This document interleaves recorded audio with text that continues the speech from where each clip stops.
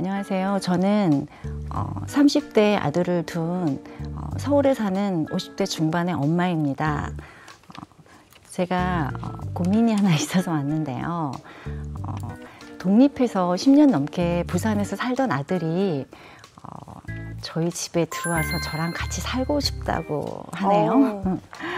이제 아이가 한 번씩 와서 지냈거든요. 부산에서 살다가 아이 보고 그러면은 너무 좋고 뭐 맛있는 거 하나라도 더 해주고 싶어서 진짜 신경 많이 써서 먹는 거 하나도 같은 거 안 먹이려고 이렇게 뭐 신경 써서 해주고 이렇게 했어요.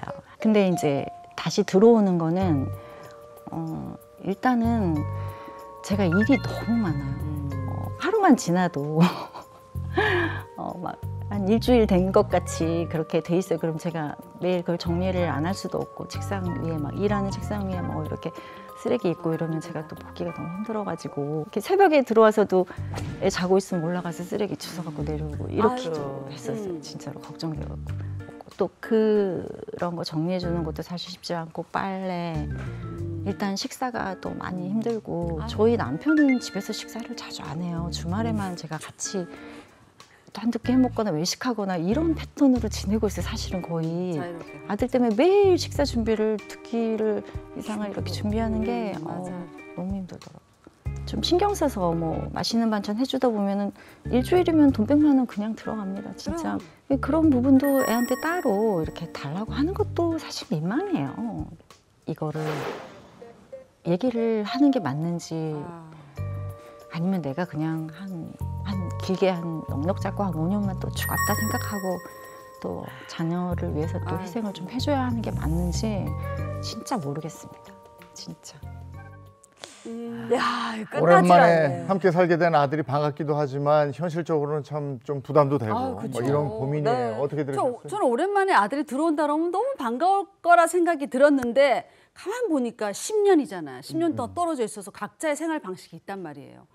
또 여기 사연자 같은 경우는 남편 밥도 잘 안 챙겨주고 자유롭게 생활하던 사람인데 갑자기 아들들은 밥도 해줘야지 빨래도 해줘야지 너무 혼란스러울 것 같아요. 네. 반갑기도 하지만 무조건. 근데 며칠 있다 가는 건 괜찮은데 이걸 살겠다 이런 건 또 다른 거니까 이거는 생각이 고민될 것 같은데. 저도 어머님 심정은 조금 이해가 가는 게 저도 아들이 미국에서 이제 공부하고 있잖아요. 그러다 이제 가끔 방학 때 이렇게 한국에 와가지고 우리 집에 있으면은 한 일주일 좋아.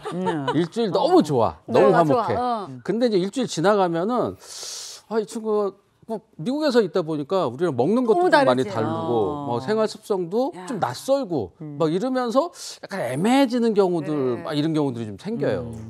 떨어져 있으면 소중함을 느낀다고. 떨어져 있을 땐 참 보고 싶고 서로 막 전화 가지고 막 하면서 애틋함도 느끼고 하는데 또 지금 말씀처럼 계속 같이 있다 보면 아이고 이거 안 가나 이런 것도 있죠.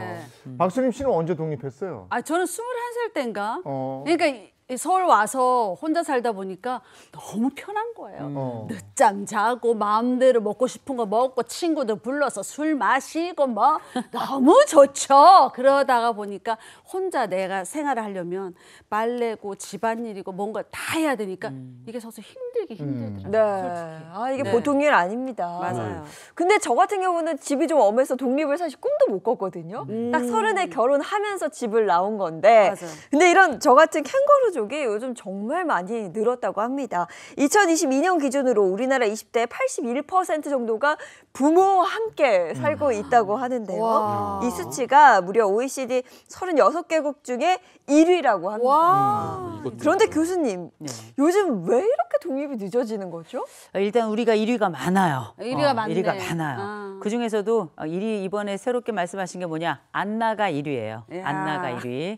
애들이 안 나갑니다. 부모들이 그렇게 나가라 얘기를 해도 안 나가는데 그렇다 보니 여러 신조어들도 많이 생겼죠.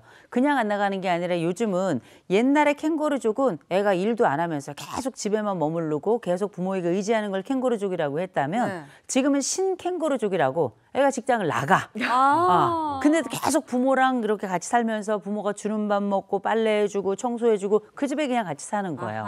또 어떤 애들은 나갔다가 다시 들어와요. 부모들이 이걸 그냥 들어온다 하지 않고 기어 들어온다. 아유. 이렇게 설명을 하는데 이걸 우리가 연호족이라고 부릅니다. 연호족. 돌아오는 거죠. 그리고 이제 어떤 그 애들은 직장이 있던 없던 상관없이 본인이 버는 것 이상을 써가면서 부모들의 연금에 계속 빨대를 꽂아가지고 의지하고 살아가는 요 사람들 제가 빨대족이라고 이름 지었습니다. 연호족 빨대. 그러니까 이런 이야기들이 우리에게 지금은 특별한 이야기가 아니라 굉장히 일반적인 이야기가 됐어요. 그렇다 보니 지금 우리가 장예인 아나운서 말씀하셨던 것처럼 세계 1위의 기록을 지금 갖게 된 거거든요.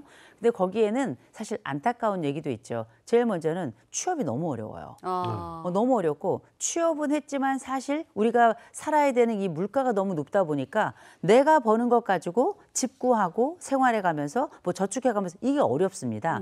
그렇다 보니 당연히 결혼도 안 하거나 혹은 결혼을 했다 하더라도 사는 게 팍팍해서 들어와서 의지하면서 목돈 마련하겠다.